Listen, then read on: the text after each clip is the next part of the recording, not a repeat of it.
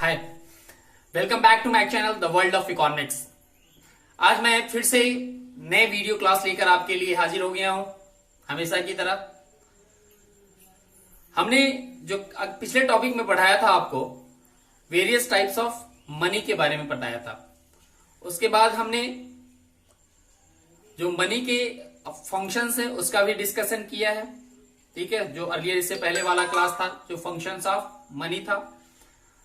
Various types of money like narrow money, broad money, near money, ठीक है, tender, legal tender money, non legal tender money. तो जो भी बच्चे अगर उस वीडियोस को उन्होंने नहीं देखा है तो पहले उसे जाकर देखें। ठीक है, इससे रिलेटेड हमने 3 क्लासेस मनी एंड बैंकिंग का 3 क्लास आपको प्रोवाइड कर दिया। एक पहला क्लास था इंट्रोडक्शन अबाउट द चैप्टर, दूसरा था जिसमें हमने मनी के बारे में बात किया जो कि बार्टर एक्सचेंज सिस्टम था बेसिकली वहां से, और वेरियस फॉर्म्स ऑफ मनी के बारे में बात किया था। उसके बाद हम थर्ड क्लास में मनी क्या होता है, उसके क्या कार्य है, the functions of money as well as the various definitions of money which is based on the legal aspects, functional aspects and the various forms of money। तो पहले उन वीडियोस क्लासेस को आप देख लें तब आप इस पे आएंगे। आज हम बात करेंगे जो हमारे सिलेबस का पार्ट है, क्योंकि इससे पहले का जो टॉपिक है वो सिलेबस का पार्ट नहीं है। मैं बार बार रिमाइंड कर रहा हूं कि वो सिलेबस का पार्ट नहीं है। बस लर्निंग पॉइंट ऑफ व्यू से इस चीज को समझने के लिए, सिलेबस को समझने के लिए कुछ अनछुए पहलुओं को भी समझना पड़ेगा। ठीक है, तो आज हम बात करेंगे मनी सप्लाई की। मनी सप्लाई होता क्या है, फर्स्ट ऑफ ऑल तो ये जाने। मनी सप्लाई एक स्टॉक वर्ड है, स्टॉक वेरिएबल है, स्टॉक कॉन्सेप्ट है। याद होगा मैंने बताया था मैक्रो इकोनॉमिक्स में जो वेरिएबल्स यूज होते हैं वो 2 टाइप्स के, एक तो फ्लो वेरिएबल, दूसरा स्टॉक वेरिएबल। फ्लो वेरिएबल जो पीरियड ऑफ टाइम में मेजर होता है, स्टॉक वेरिएबल जो पॉइंट ऑफ टाइम में मेजर होता है। तो मनी सप्लाई क्या है, एक प्रकार का स्टॉक वेरिएबल है। कभी कभी हो सकता है एमसीक्यू में पूछ दे money supply is stock variable और इज, ठीक है, और वेरियस ऑप्शंस आपको दे दे या ट्रू फॉल्स में डाल दे तो याद रखेंगे। अब ये मनी सप्लाई होता क्या है, कहता क्या है, it is the total stock of money in circulation in the economy in a given point of time। ध्यान से सुनेंगे, it is the total stock of money in circulation in an economy at a given point of time। यानी कि economy में जो money circulate कर रहा है किसी गिवन पॉइंट ऑफ टाइम में, उस टोटल स्टॉक को हम लोग क्या कहते हैं, मनी सप्लाई कहते हैं।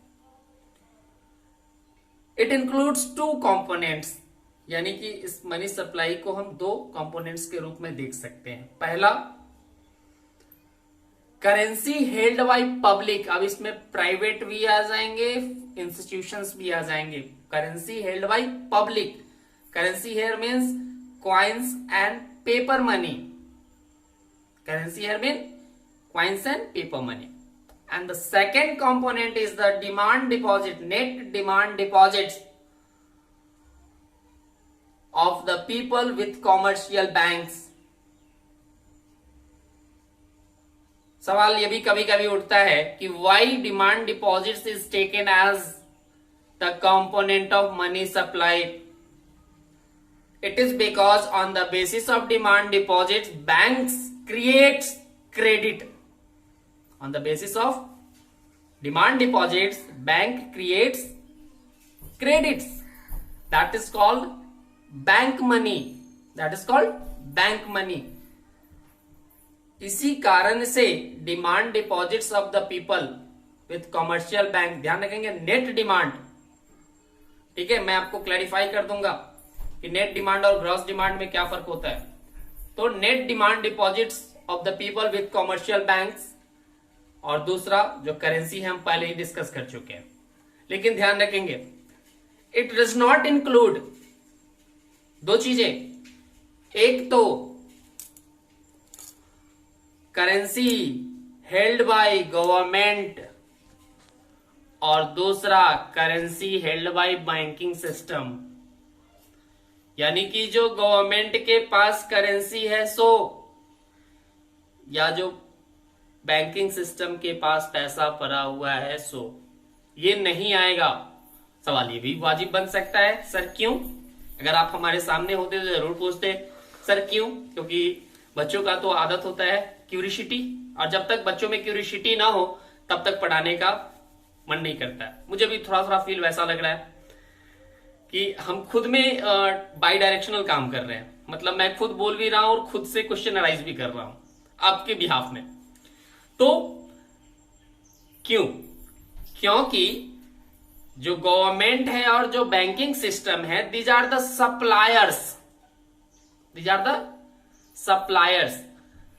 और सप्लायर, ठीक है, कभी भी सप्लाई का पार्ट नहीं हो सकता है, वो सप्लाई कर रहा है, ठीक है, आप उसको मनी सप्लाई में इंक्लूड नहीं कीजिए, इटसेल्फ में ये सप्लायर है, प्रोड्यूसर है, ठीक है, तो आप उसको सर्कुलेशन में शामिल ना करें, ठीक है। ध्यान रखेंगे कि जो गवर्नमेंट के पास मनी है या फिर बैंकिंग सिस्टम के पास जो मनी है वो मनी सप्लाई का पार्ट नहीं होगा, because they are the suppliers. Part कौन होगा? तो वही जो आसानी से सर्कुलेट हो सके, या जो पैसा बैंकों में जमा है लेकिन वो चेकेबल है। डिमांड डिपॉजिट्स का मतलब होता है चेकेबल डिपॉजिट, जिसपे चेक इश्यू किया जा सके, क्योंकि जब भी हम ऑर्डर करेंगे, चेक इश्यू करेंगे तो वो सर्कुलेशन में आ जाता है। अब सवाल उठता है कि सर नेट डिमांड और ग्रॉस डिमांड डिपॉजिट्स में क्या अंतर है? ध्यान समझिएगा। ग्रॉस डिमांड डिपॉजिट्स का मतलब कि वैसे क्लेम्स जो इंटर बैंकिंग क्लेम्स होते हैं, it includes inter banking claims.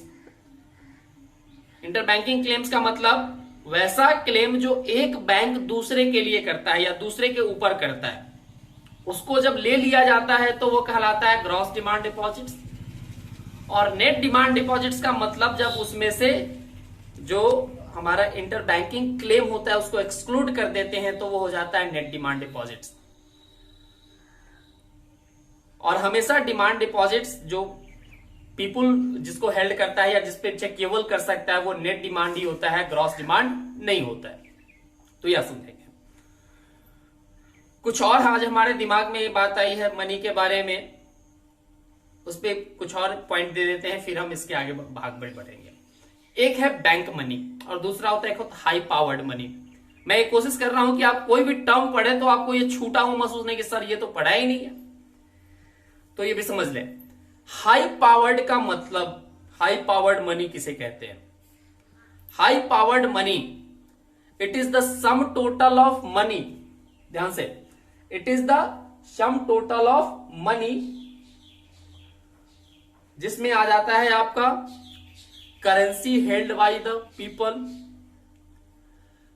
Currency held bye banking system, या एज वेल एज जो रिजर्व्स है कॉमर्शियल बैंक्स के साथ, ठीक है, वो, या फिर जो वॉल्ट कैश मेंटेन किया जाता है कॉमर्शियल बैंक जो मेंटेन करती है। अभी ये वॉल्ट कैश आपको नहीं समझ में आएगा, जब हम क्रेडिट क्रिएशन पढ़ाएंगे तो उसमें वॉल्ट कैश को आपको डिस्क्राइब करेंगे।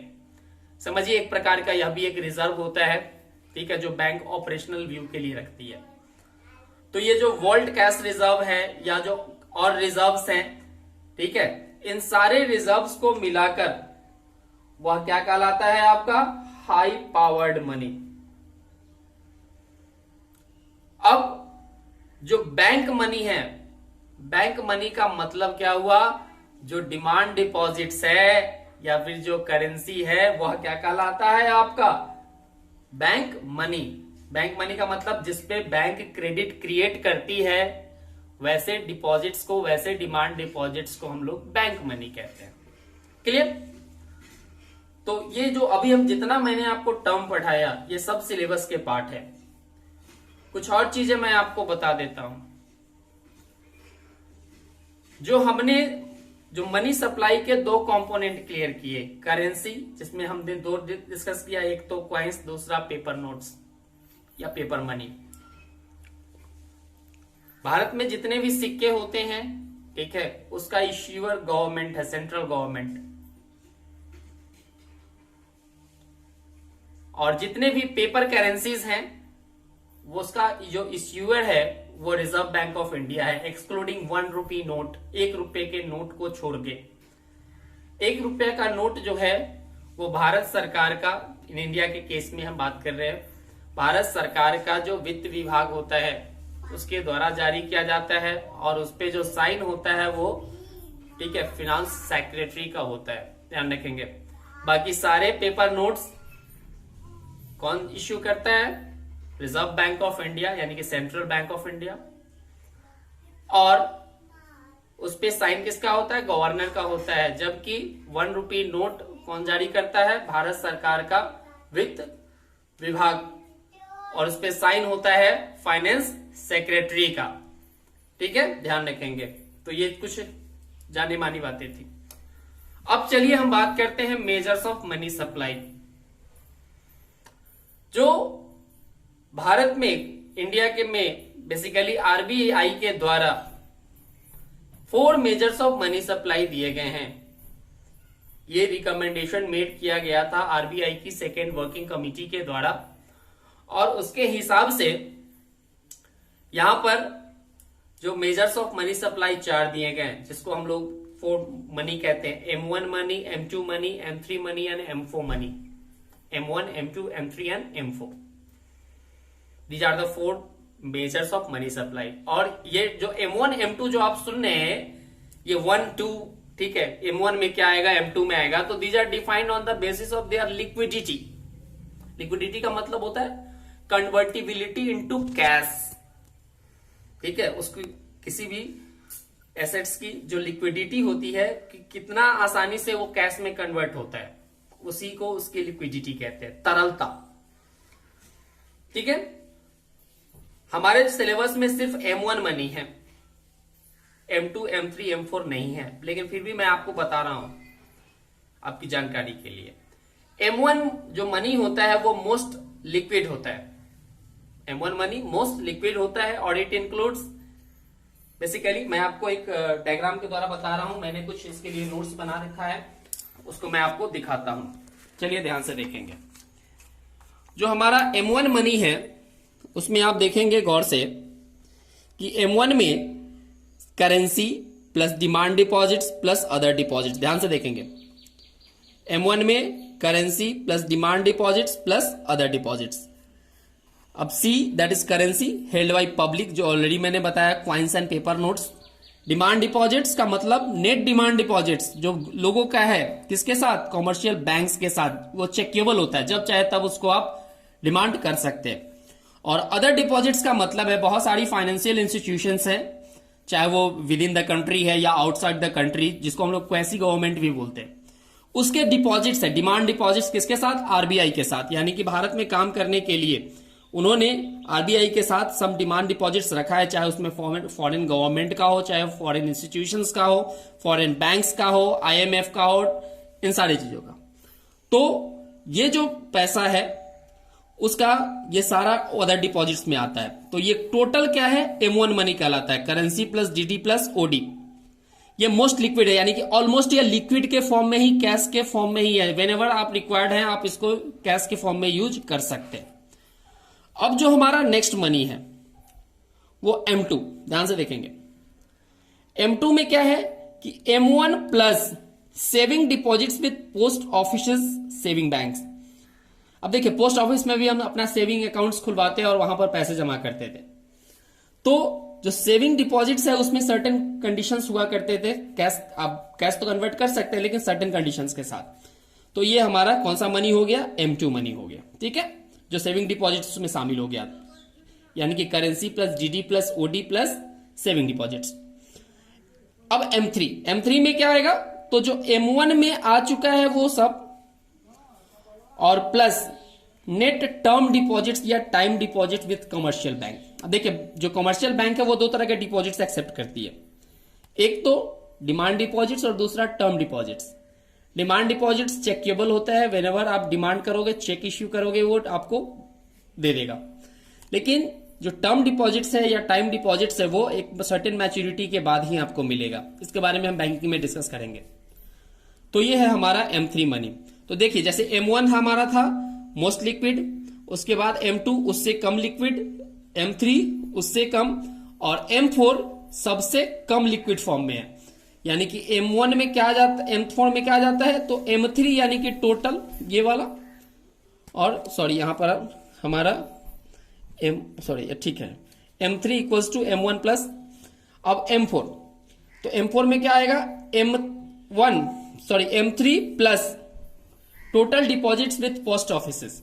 यानी कि पोस्ट ऑफिस में अगर आपने सेविंग डिपॉजिट्स किया हो तब, चाहे टर्म डिपॉजिट्स किया हो तब, जैसे रिकरिंग डिपॉजिट्स है, ठीक है, एफडी है, वो सारे डिपॉजिट्स को लेकर सारा का सारा सर्कुलेशन में M4 में आ जाता है। लेकिन हाँ एक चीज ध्यान रखेंगे, excluding NSC national saving certificates, ठीक है, ये आप में नहीं आता है क्योंकि ये गवर्नमेंट को द्वारा गवर्नमेंट फंड्स में इन्वेस्टमेंट है, तो ध्यान रखेंगे। तो क्या है, देयर आर 4। अब चलिए हम आपको फिर इसको थॉरली समझाते हैं। हमने इसलिए ऐसा किया कि आपको वो समझ में आए। हो सकता है कुछ बातें जो है ना थ्योरेटिकल क्रम में अगर लिखा हुआ रहता है तो आसानी से दिमाग में जाता है, इसलिए मैंने उसका सहारा लिया। ठीक है, तो आपको मैं अब उसको थ्योरेटिकली बताता हूं कि 4 मेजर्स हैं। M1 जिसमें currency plus DD plus OD, हमने सबका मीनिंग भी बताया। M2 जिसमें M1 प्लस जो पोस्ट ऑफिस में सेविंग डिपॉजिट्स है उसको भी इंक्लूड करते हुए। M3 M1 प्लस किसी भी प्रकार का टर्म डिपॉजिट्स हो तब, चाहे उस डिमांड डिपॉजिट्स हो तब, विद कॉमर्शियल बैंक्स, ये सारे कहलाते हैं M3। और M4 में क्या आएगा, तो M3 प्लस पोस्ट ऑफिस में सेविंग डिपॉजिट्स हो, टर्म डिपॉजिट्स हो, बट किसको एक्सक्लूड करना है, NSC नेशनल सेविंग सर्टिफिकेट्स। तो ये दीज आर द 4 मेजर्स। हमने बताया कि M1 सबसे ज्यादा लिक्विड होता है, M4 सबसे कम लिक्विड होता है, और जो M3 होता है वह इकोनॉमी में कॉमनली यूज किया जाता है। इसको एग्रीगेट मनी सप्लाई कहा जाता है। एग्रीगेट मनी M3 को कॉमनली मेजर है, ये कॉमन मेजर है, इसलिए इसको हम लोग एग्रीगेट मनी कहते हैं। इकोनॉमी में सबसे ज्यादा सर्कुलेशन इसी का होता है। M1 और M2 को नैरो मनी कहते हैं क्योंकि यह बेसिक 2 फंक्शंस को परफॉर्म करता है, जो मनी का प्राइमरी फंक्शन है, unit of value and medium of exchange. M3 and M4 इसको हम लोग ब्रॉड मनी कहते हैं। ठीक है, क्यों, क्योंकि ये प्राइमरी फंक्शंस के साथ साथ जो सेकेंडरी फंक्शन यानी कि चारों फंक्शंस को परफॉर्म करता है। तो ध्यान से रखेंगे, M1 M2 narrow money, M3 M4 broad money, M1 most liquid, M4 least liquid, और मोस्ट कॉमनली मेजर M3। याद रखेगा। चलिए इसको बार बार देखना होगा। अब ये सोच रहे हैं कि एक बार देखेंगे समझ में आ जाएगा, नहीं आएगा। ध्यान से देखेंगे 2-3 बार, और हर एक बार आप एक एक पॉइंट को नोट करेंगे। अब सवाल उठता है, who supplies money, who are the suppliers, मनी कौन सप्लाई करता है। तो देखिए मनी सप्लायर कौन है, तो गवर्नमेंट है,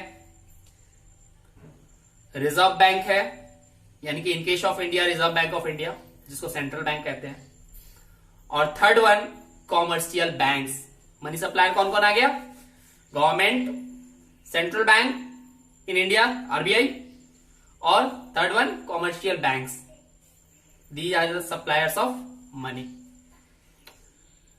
अब आपके मन में सप्लाई होगा कि भारत में जो प्रिंसिपल वर्कर है, जो सप्लायर है, जो मुख्य है सप्लायर, वो कौन है, रिजर्व बैंक ऑफ इंडिया। अब ये reserve Bank of India Bharat में मनी सप्लाई करता है कैसे, कैसे इश्यू करता है करेंसी, क्योंकि सोल प्रोप्राइटरशिप या कह सकते हैं सोल अथॉरिटी है भारत में इश्यू ऑफ करेंसी के लिए। इसके अलावा कोई दूसरा मनी इश्यू नहीं कर सकता है जो प्रिंसिपल लेवल पे। जो भारत में इश्यू ऑफ करेंसी होती है वो मिनिमम रिजर्व सिस्टम के आधार पर होती है। मिनिमम रिजर्व सिस्टम, ये मिनिमम रिजर्व सिस्टम क्या है, मिनिमम रिजर्व सिस्टम का मतलब है कि ऑन अकाउंट ऑफ 200 करोड़, अगर 200 करोड़ इश्यू करना है तो उसके लिए क्या करना पड़ता है, एक रिजर्व आपको बुलियंस के रूप में यानी कि गोल्ड एंड सिल्वर के रूप में रिजर्व मेंटेन करना पड़ता है। और ये जो रेशियो है 115 करोड़ प्लस 85 करोड़, यानी कि मिनिमम रिजर्व करेंसी सिस्टम के आधार पर आपको अगर मिनिमम 200 करोड़ अगर इश्यू करना है तो 115 करोड़ क्या करना होगा, आपको गोल्ड एंड सिल्वर के रूप में रिजर्व रखना होगा विथ आरबीआई। एंड जो रेस्ट ऑफ अमाउंट बचता है दैट इज 85 करोड़, उसे आपको फॉरेन सिक्योरिटीज के रूप में रिजर्व रखना पड़ेगा, तभी जाकर करेंसी इश्यू होती है। दैट इज वाई भारत में जो नोट्स इश्यू किए जाते हैं these are called the promissory notes, these are called promissory notes. और रिजर्व रखने का कारण ये है गोल्ड एंड सिल्वर, क्योंकि ये बैक्ड किया जाता है उस पेपर करेंसी को, ये बैकअप है। आप ऐसा नहीं कि आप उस पर क्लेम कर सकते हैं कि नहीं हमको इतना का सोना हमारा दे दीजिए, इसका बैकअप है, नहीं, वो नहीं मिलेगा। वो सिर्फ एक बैकअप है, ना कि वो आप उसके ट्रांसफर कर सकते हैं या उसके बदले में आप ले सकते हैं, एक्सचेंज नहीं हो सकता है। एक बैकअप पावर है उसके लिए, जिसके आधार पर वह प्रोमिसरी नोट काम करता है। आरबीआई का जो गवर्नर होता है वो प्रॉमिस मेक करता है, आपने देखा होगा नोट पे लिखा रहता है, ठीक है, जिसपे क्या रहता है, बियरर को मैं इतना रुपया पे करने का, ठीक है, प्रॉमिस करता हूं। आप गौर से देखोगे उस पर समझ में आ जाएगा प्रॉमिस, इसीलिए इसे हम कहते हैं कौन सा note, promissory note, promise made by the certain authority, in case of India governor of RBI. तो ये कुछ चीजें हैं जिसमें हमने डिस्कस किया। अब सवाल थोड़ा सा रिकैप कर लेते हैं, आखिर हमने क्या क्या पढ़ा। हमने आज पढ़ा क्या, मनी सप्लाई, उसके components, as well as various types of money, जो कुछ और आइटम्स थे बचे हुए हैं हमारे, जैसे नेट डिमांड डिपॉजिट्स और cross demand deposits, as well high powered money, bank money. ध्यान से इन सब चीजों को समझेंगे। उसके बाद हमने देखा मेजर्स ऑफ मनी सप्लाई, ये इसेंशियल पार्ट है आपके सिलेबस का, जो मनी सेक्शन है। आज जो भी क्लास हुआ है सारे इसेंशियल है, एकदम स्पेशली कंपल्सरी मैंडेटरी आपको पढ़ना है ये। तो मेजर्स ऑफ मनी सप्लाई, जिसमें हम 4 तरह के मेजर्स अपना दिखाए थे, M1, M2, M3 and M4, जिसमें M1 सिलेबस का पार्ट है, M3, M4 और M2 सिलेबस का पार्ट नहीं है। इसके बाद हमने बताया कि मनी सप्लायर कौन है, एज वेल एज भारत में जो इश्यू ऑफ करेंसी होती है वो कैसे होती है उसके बारे में। इसके बारे में फिर हम बात करेंगे जब हम सेंट्रल बैंक के फंक्शन के डिस्कशन करेंगे, तो उस पर और डिटेलली तरीके से डील करेंगे। अब आप अपना काम समझें, आपको इस वीडियो को कम से कम 2 से 3 बार देखना है। हर एक बार आप कॉपी कलम के साथ बैठेंगे और हर एक पॉइंट्स को समझेंगे। अगर कुछ लगे तो आप उसको नोट कर लेंगे, मुझे बाद में पूछना है आप पूछ सकते हैं कभी भी। मैं बार बार कहता हूं कि आप जब भी चाहो आप हमसे पूछ सकते हो, ठीक है। और जब आपको 2-3 बार में ये समझ में आ जाए, सारे डाउट्स क्लियर हो जाए, तब आप इसको फेयर में नोट डाउन करोगे। लेकिन पहले समझना है फिर नोट डाउन करना है, उल्टा मत करना कि पहले फेयर फिर समझना, नहीं, पहले आपको समझना है ईच एंड एवरी पॉइंट को और देन उसे नोट डाउन करना है। चलिए रहने देते हैं, आज के लिए इतना ही बहुत हो गया। तब तक के लिए वैसी वही बात, घर पे रहें, सुरक्षित रहें, टेक केयर एंड